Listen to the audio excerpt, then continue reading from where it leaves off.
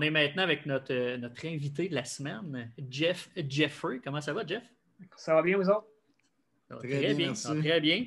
Jeff, on n'avait pas parlé de boxe encore aux agents libres, puis on avait le goût de le faire, fait qu'on s'est dit on va faire signe à Jeff. Tu as accepté notre invitation, merci. Ça me fait plaisir. Qu'est-ce qui se passe? Monde de la boxe, là, gâte-nous, t'es le spécialiste pour nous autres. Donc, qu'est-ce qui se passe ces temps-ci? La COVID, ça n'aide pas. Il y a des combats qui s'en viennent. Il y a des combats qui sont annulés. Localement, au Québec, aussi, il y a un gala en fin de semaine qui s'en vient. Bien, localement, c'est sûr que ce qu'on regarde beaucoup, c'est qu'est-ce qui va se passer, le tournoi des 4 As qui a été confirmé cet été.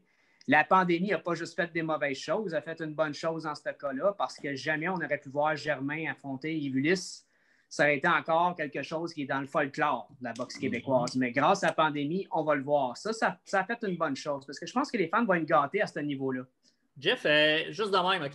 J'ai peut-être été trop vite dans mon introduction. Là. Ceux qui ne connaissent pas Jeff Jeffrey, là. Hein? Et comment ça, c'est un spécialiste de boxe? Qu'est-ce que tu fais dans la vie? Es-tu impliqué dans la boxe? On sait que tu es avec Jean-Charles. Parle-nous un peu de ton historique, ta collection de vidéos que tu as à la maison, ce que tu fais sur Internet, les capsules. Parle-nous un peu de comment c'est arrivé et comment ça a débuté la boxe pour toi. C'est pas arrivé J'aimerais ça te dire que c'est arrivé à un coup puis que, mettons, que à l'époque, Mike Tyson, je tombais en amour avec la boxe puis après ça, j'ai pas lâché. C'est pas arrivé à un coup, malheureusement. C'est pas arrivé comme ça. Okay. C'est arrivé par bribes. Puis il n'y a pas une raison pourquoi j'ai boxé. Il n'y a pas une raison pourquoi je me suis intéressé à la boxe aussi. Il y a plusieurs raisons. Premièrement, je viens d'un milieu qui était difficile, un milieu avec un père violent, un père alcoolique. Ça, c'est pas mal une des raisons majeures pourquoi je suis allé dans le ring. OK. J'ai pas pu, quand j'étais jeune, protéger ma mère de ça. Aujourd'hui, je suis capable de le faire. Ça a été une des raisons plus tard qui a fait en sorte que je me suis dirigé, que ça a bâti une frustration en dedans de moi, ça a bâti une colère en dedans de moi que je n'avais pas quand j'étais petit. Okay. Puis il y a eu un moment donné dans ma vie que j'ai dû canaliser cette colère-là en quelque chose de constructif avant que ça me détruise, puis avant que je fasse les mêmes erreurs que mon père a faites. Par conséquent, qu'est-ce qui m'a motivé dans la boxe? Je pourrais dire... C'est sûr que j'ai regardé des combats.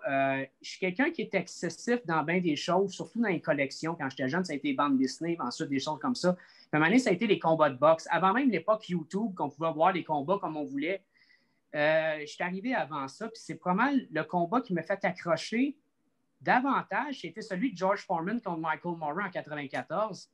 Quand Foreman est revenu champion du monde à 45 ans, je me suis dit, waouh, c'est tellement... incroyable qu'est-ce qu'il a accompli. J'ai enregistré ce combat-là. Ça a été mon premier. Puis après ça, j'ai essayé de rechercher des combats à travers des amis que j'avais, puis des collectionneurs, puis j'ai bâti une collection qui est environ de 9 000 à 10 000 combats que j'ai chez moi. Que j'écoutais, puis que je collectionnais, puis bien sûr, YouTube, à un moment donné, est venu, les gens ont pu s'éduquer comme moi, je me suis éduqué, mais j'avais une longueur d'avance quand j'étais jeune à ce niveau-là. Ça m'a fait accrocher pas mal à la boxe. Puis l'autre affaire pour ma carrière, j'ai jamais étudié en journaliste, j'ai jamais étudié en communication. C'est vraiment des domaines que je ne m'attendais pas à me retrouver plus tard.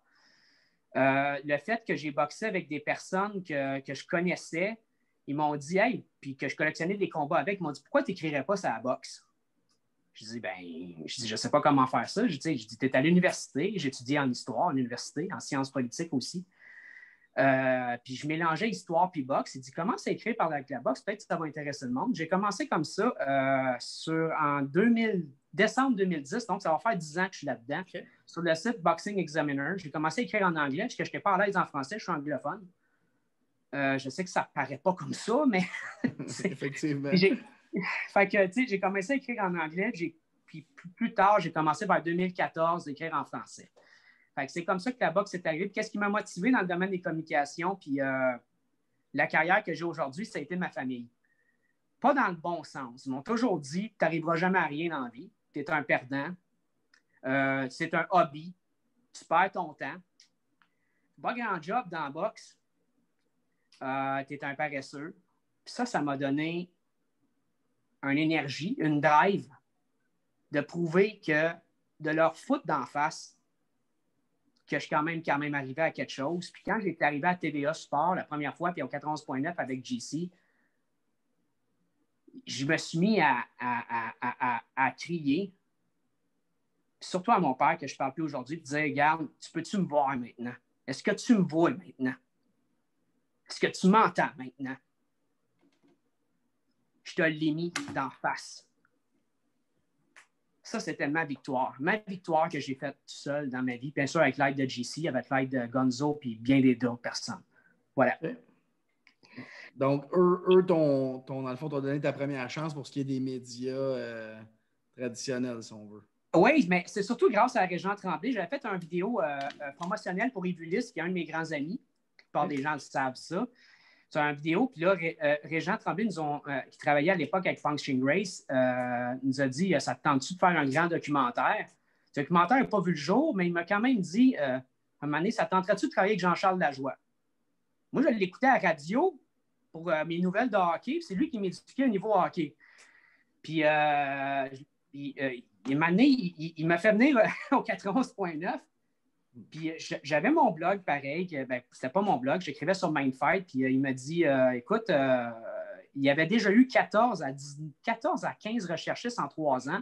Il me dit, écoute, je vais t'essayer, puis, mais tu n'as pas de carnet d'adresse, tu n'as pas, tu sais, moi, j'ai beaucoup de contacts dans la boxe, mais ailleurs, je n'en avais pas.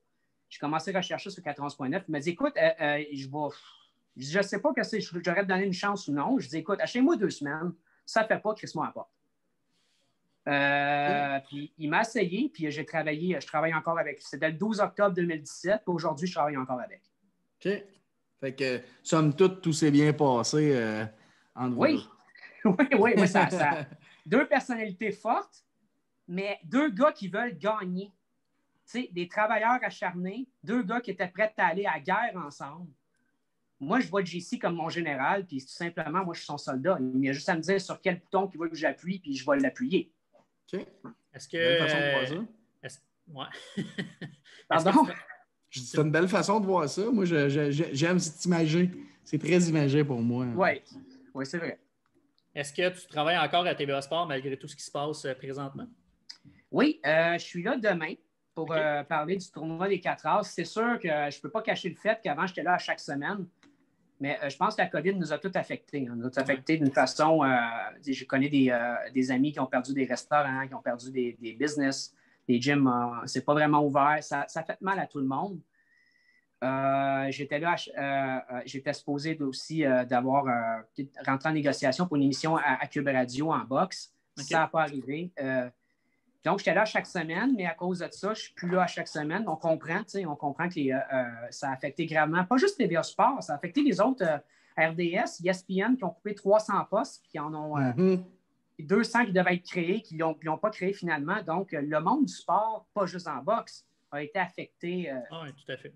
À plein de fois. D'ailleurs, la première affaire qui a été cancellée au monde, ça a été un gala de boxe, Victor Postog, José Ramirez, le 23 janvier 2020.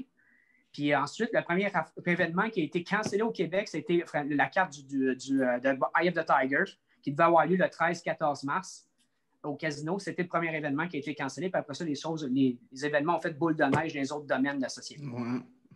Tu as été bien impliqué quand la COVID est arrivée avec les annulations de galas et tout. Là. On t'entendait, on pouvait te lire un peu partout, tu donnais ton opinion sur la situation. Comment ça a évolué à tes yeux? Est-ce que c'est rendu correct? Est-ce qu'on peut s'améliorer? Est-ce que tu es rendu où par rapport à la COVID et l'organisation des galas de boxe? Hein? En fait, en tant que boxeur, c'est difficile. La seule affaire que je peux entraîner présentement avec Rénal Boisvert, qui est mon entraîneur, c'est le jeu de pied. En tant que chroniqueur de boxe, c'est difficile aussi.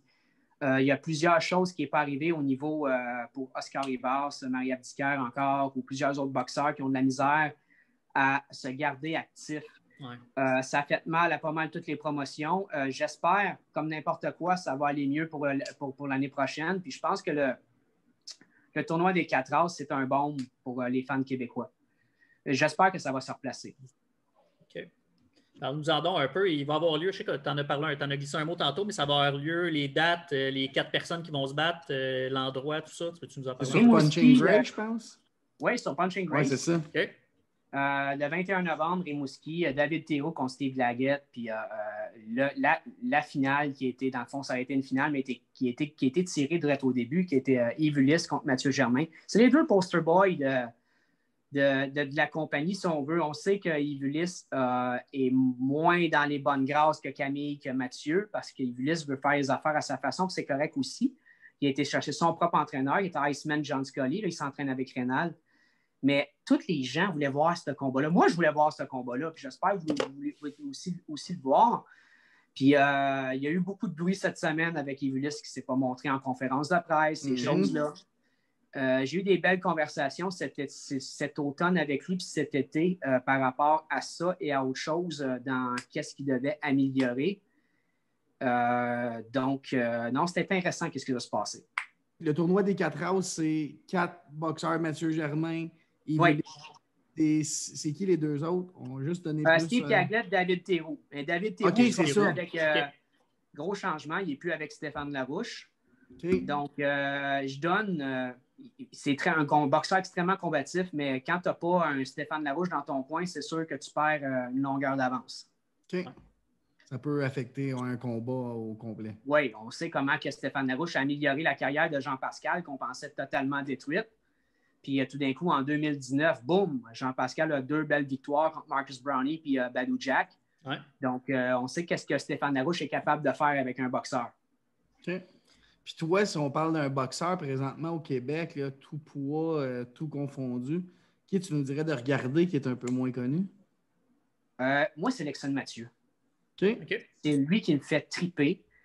Il y a une présence, il y a une assurance. L'assurance d'un gars qui est champion, mais il ne l'est pas. Mais il agit en tant que tel. Il croit en son talent. Puis il y en a qui disent c'est de l'arrogance. Non, il ne faut pas le penser de même. Il faut que tu sois sûr de toi quand tu commences quelque chose en boxe. Lexon Mathieu a l'habilité aussi, la grande habilité de boxer autant gaucher que droitier, comme Marvin Hagler l'avait, cette habilité-là. Il est non seulement très mobile, très rapide, mais il est très puissant, comme on peut voir aussi. François Duguay a tout un bijou entre les mains. Je pense que Lexon Mathieu va être la prochaine grande vedette du Québec, le successeur légitime de Jean-Pascal. OK. Quand même. Tantôt, tu parlais de ta collection. Là, une petite question de même. Y a-tu un combat dans ta collection qu'à chaque année, tu reviens, tu le regardes, puis c'est comme... tout le temps, celui-là qui revient. Là, comme des vieux films là, qu'on revient là, tout le temps. Là. Je regarde, c'est drôle que tu me dises ça parce que justement, c'est sûr, je regarde souvent la trilogie Ward, Gatsby, Ali Fraser,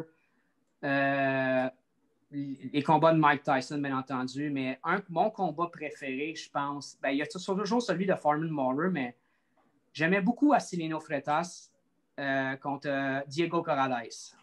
Un boxer-puncher qui pouvait puncher fort, se déplacer, un ancien joueur de soccer, football européen, qui avait des bonnes jambes. Puis, écoute, c'est même ce gars-là, Floyd Mayweather ne voulait même pas l'affronter à Acilino Freitas. C'est à ce point-là, c'était le kingpin des 130 livres. Gagné ses 29 premières victoires par knockout.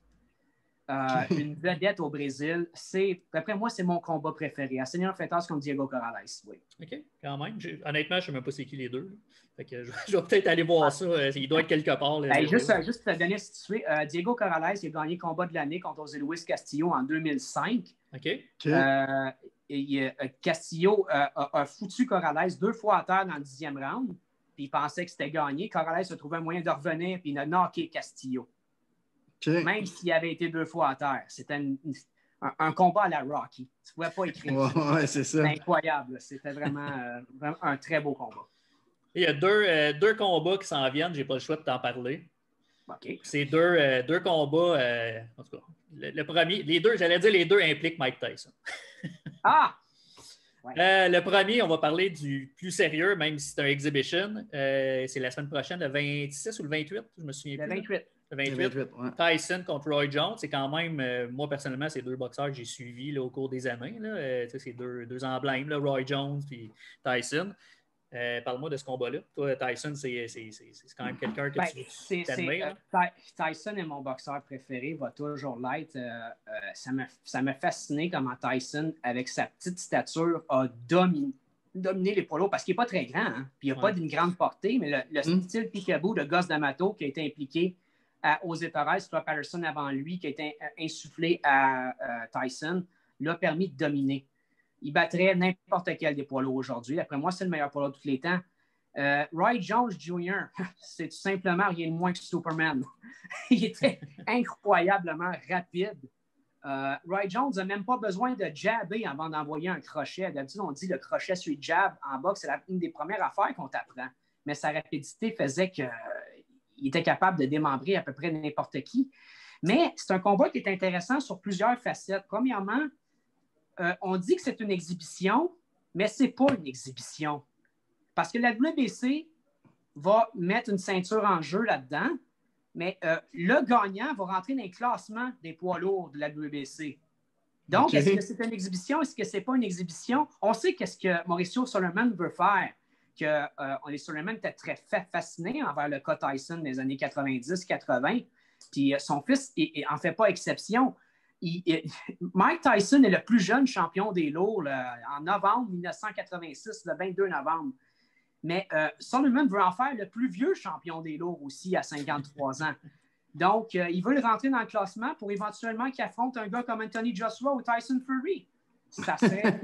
C'est une exhibition, mais qui s'en veut pas une en même temps. C'est pour ça que c'est aussi fascinant de voir ça.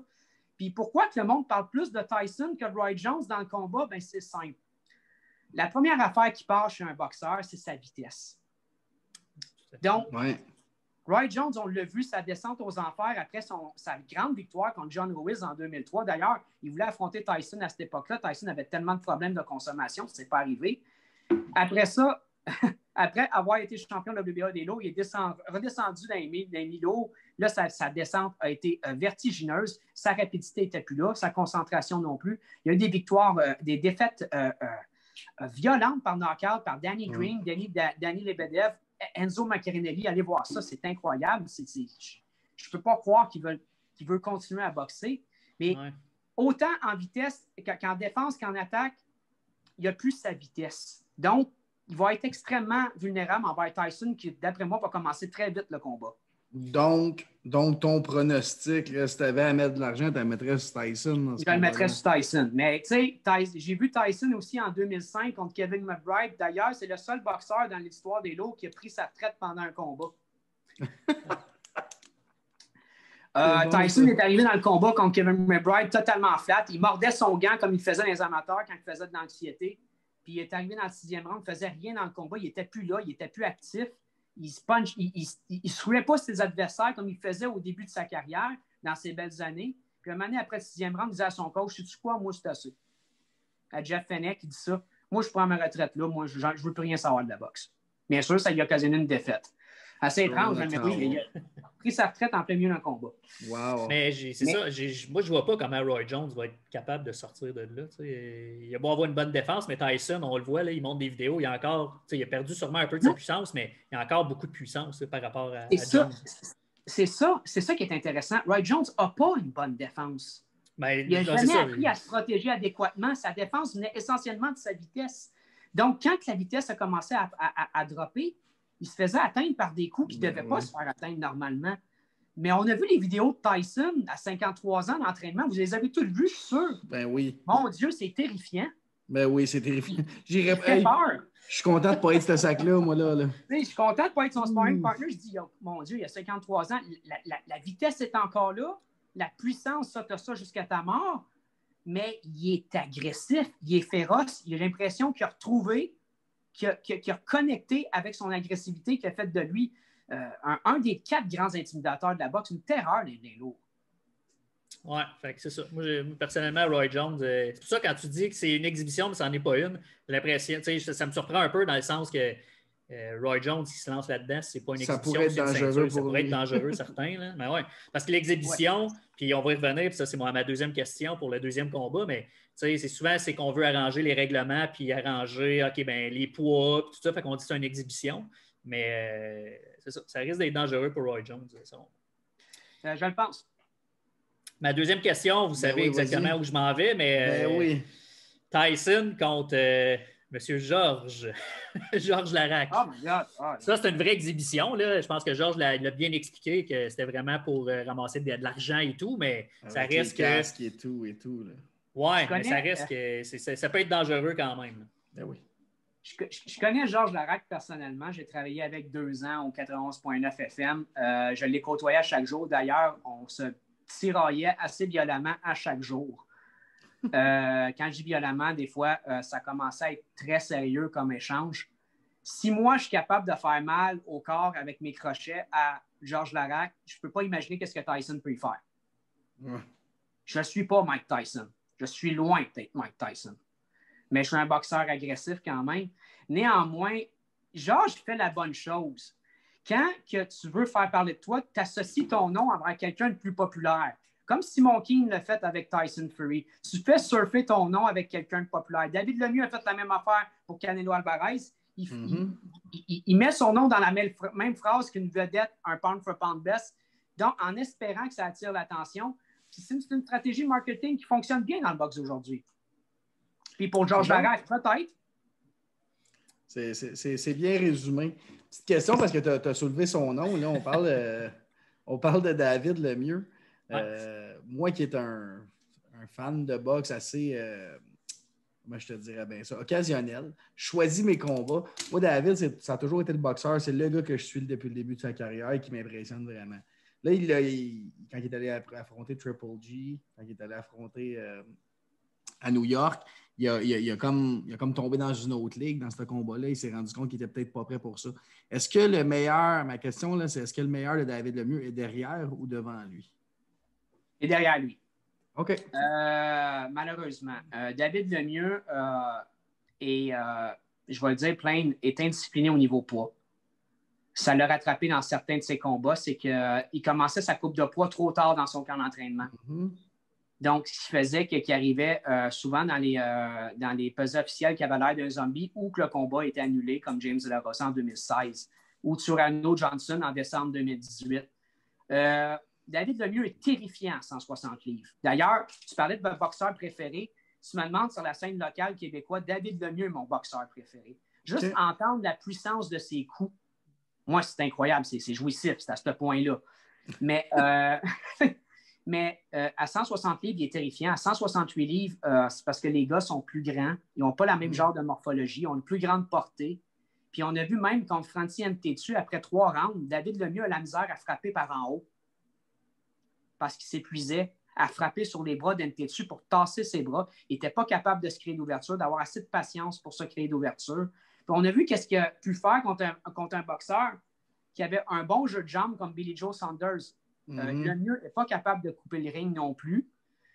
Donc, malheureusement, je pense que les meilleures années de David Lemieux sont derrière lui. Puis jamais à 160 livres serait capable de battre un gars comme Callum Smith, John Ryder, qui est peut-être même plus petit, mais il est gaucher puis il est incisif. Ou encore un gars, un boxer-puncher qui a une bonne portée, une bonne force de frappe comme David Benavidez. Non, je trouve que c'est de l'obstination de la part de Iron Tiger Management et David Lemieux. Et malheureusement, c'est une perte de temps. Donc, ce serait quoi le meilleur chemin pour David Lemieux, selon toi? De retourner à 160 livres. OK. Rien de moins. Même s'il y a de la misère avec son poids? Même s'il y a de la misère, ben, c'est lui qui dit ça. Ouais. Mais si tu ne veux pas le faire, tu montes d'une catégorie de poids. Mickey Ward a fait 140 livres toute sa carrière parce qu'il est extrêmement discipliné sur son poids. Un moment donné, même à 40 ans, il est extrêmement discipliné pour son poids. Donc, je pense juste que c'est un petit manque de discipline. Je ne comprends pas que David Lemieux ne puisse pas réaliser que ses meilleures chances, c'est à 160 livres. Où est-ce qu'il a battu quand même Hassan N'Dam-Jikan, Curtis Stevens, Gabriel Rosado? C'est pas n'importe quoi qu'est-ce qu'il a battu. Là. Il a battu des bons boxeurs à 160 livres. Puis il y a une force de frappe terrifiante à ce poids-là. Puis je n'ai pas l'impression qu'à 168, il y a cette même force-là parce que Max Bursac, en passant, c'était supposé être un walk in the park, une promenade dans le parc. Puis ça a effleuré le désastre. Francis Ngannou, il a fait 5 rounds, alors qu'il n'était pas supposé, d'après moi, d'en passer 2 ou 3. Puis on voyait qu'il commençait, comme je disais, à avoir de la misère à frapper par en haut. Il va faire quoi contre un 168 livres vraiment aguerri comme Smith ou encore David Benavidez? Non, j'y crois pas. Désolé. Est-ce qu'on va revoir Jean-Pascal dans le ring bientôt? Oui, 2021, d'après moi. Jean-Pascal est présentement en entraînement avec Stéphane Larouche. Pascal, je vais lui donner quelque chose. Il est trouvé une motivation qui avait, on dirait, perdu, on dirait, un peu avant 2018. Puis ça, je donne le crédit à Stéphane Larouche là-dessus, qu'il y a une chimie qui s'est créée entre ces deux gars-là. Ils se sont compris. Okay. Si Jean-Pascal aime faire les affaires un peu à sa façon, mais Stéphane Larouche l'encourage là-dedans en lui montrant les choses qu'ils peuvent améliorer en même temps. Donc, sa main droite, qui a été un grand succès contre Marcus Browne. Oui, on va voir Pascal en 2021. Il y a un rematch contre Badou Jack qui est supposé se concrétiser. Okay. D'ailleurs, Badou Jack va se battre en sous-carte de Tyson contre un adversaire plus ou moins connu. Mais c'est pour se mettre en forme. Mais en même temps, il faut qu'il revienne le plus vite possible parce que Jean-Pascal a quand même 38 ans. Oui. Exact. Le poids des années peut aller plus vite qu'on pense des fois. Oui, des fois, ça change les choses très rapidement. Effectivement. Y a-t-il des choses qu'il faut surveiller dans les prochaines semaines ou dans le prochain mois en boxe? Le prochain mois en boxe, comme que il y a un combat qui vient de se concrétiser que je suis surpris. Ça a été le combat d'Asalo Alvarez contre Callum Smith, justement. Je pense que ça va être à surveiller pour deux raisons.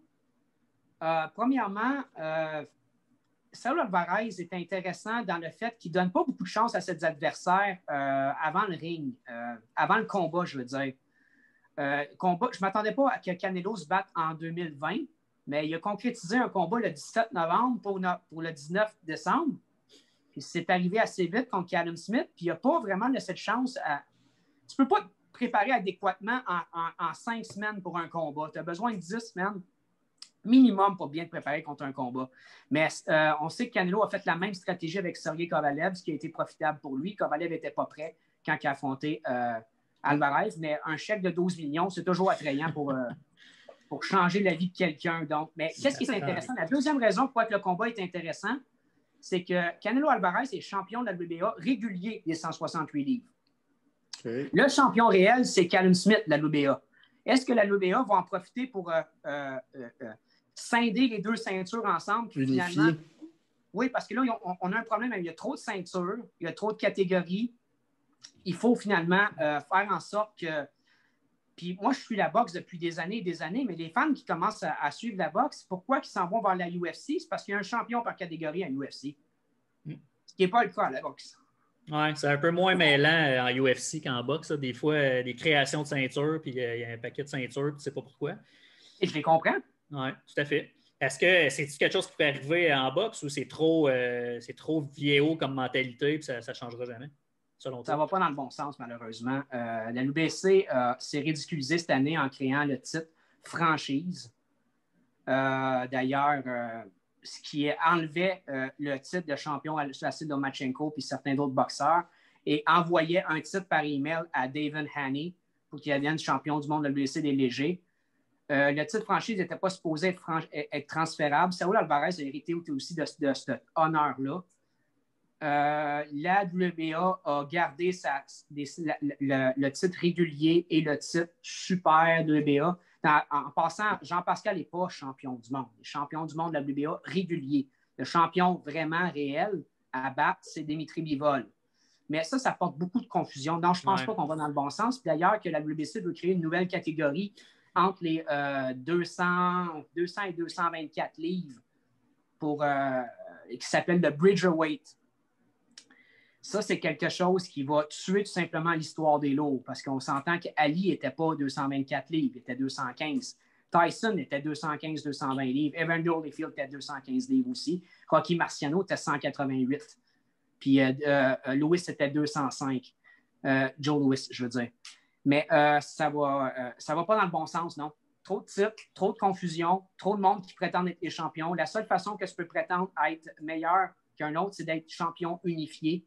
Ces combats-là, souvent, sont durs à matérialiser en termes de négociation parce que les promotions tirent trop leur couverte de leur part avec trop de réseaux de TV qui se font la guerre DAZN contre Top Rank. UFC n'ont pas ce problème-là. Donc, je ne peux pas blâmer les fans de la boxe de se tourner vers la UFC pour la simplicitude de la chose. Il faut vraiment que la boxe s'inspire de ça. DAZN s'est d'ailleurs séparé Ça s'est arrivé, je ne sais pas si ça s'est réglé, là, mais c'est en cours, je pense. Là. C'est DAZN puis Canelo. OK. Avec Canelo, ça s'est arrivé. Puis c'est pourquoi qu'ils se sont séparés les deux? Est-ce que tu es au courant? En fait, Canelo, ça faisait longtemps qu'il voulait se séparer de Golden Boy Promotion. Puis il sait qu'il peut attirer plus d'argent qu'un 11 combats pour 365 millions. On s'entend, 365 millions pour 11 combats, c'est beaucoup. Mais quand tu sais qu'un boxeur peut faire... on sait que, je pense, McGregor et Mayweather ont généré des revenus de 1 milliard. Je pense qu'Alvarez veut aller dans le 50, 60, 70 millions par combat. Puis il a blâmé DAZN et Golden Boy. Hey, vous ne m'avez pas fait boxer en 2020. Ouais. La seule affaire qu'il a oublié, c'est que c'est la pandémie. C'est dur de faire boxer tout le monde en 2020. Oui, Top Rank a fait des belles choses. DAZN ont tardé. D'ailleurs, DAZN c'est un site désastre. J'essaie de regarder le combat Caddy Taylor comme la semaine passée. Ça buguait, ça laguait tout le temps. Ils ont besoin de s'améliorer et vite. Punch and Grace aussi ont besoin de s'améliorer sur bien des choses aussi. Je pense qu'ils vont le faire. Mais je pense qu'Alvarez va avoir plus d'argent ailleurs. Il va boxer sur DAZN contre Callum Smith pour un combat un contrat d'un combat. Mais je pense qu'il va se diriger vers des gens comme MTK Global, Top Rank, qui vont être capables d'y donner beaucoup plus d'argent que ça. Ils ont fait une superstar de Tyson Fury, qui est un boxeur moyen, à mon sens. Ouais. Regardez qu'est-ce qu'il pourrait faire avec Canelo Alvarez. Il parle d'un combat Fury-Joshua. Oui, il parle de ça.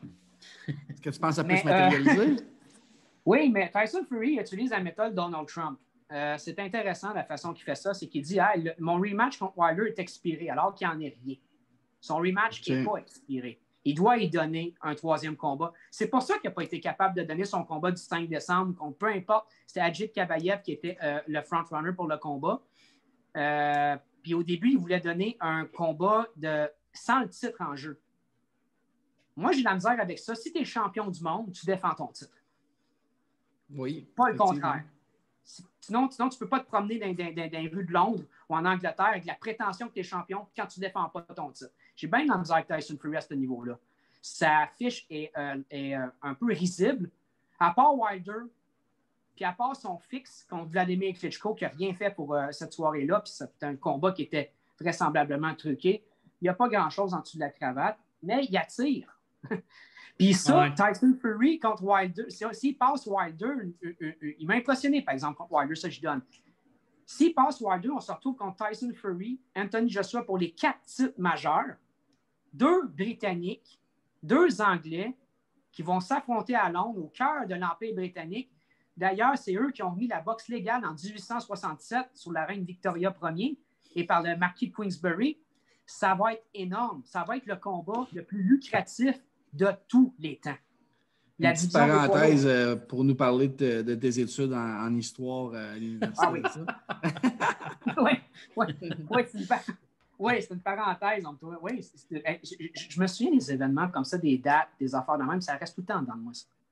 C'est à un moment donné, c'était à l'université que je me suis rendu compte. Je rentrais le matin à 5h45 à l'université, 3-4 heures avant mes cours. Puis j'allais tout le temps sur BoxRec, j'allais tout le temps voir sur ESPN qu'est-ce qui se passait. Puis je négligeais plus mes cours, mais je négligeais pas ma boxe. J'étais bon pareil à l'école, j'étais excellent en histoire, mais à un moment donné, j'ai compris était où ma réelle passion. Ouais. J'ai compris que rien allait me déroger de la boxe.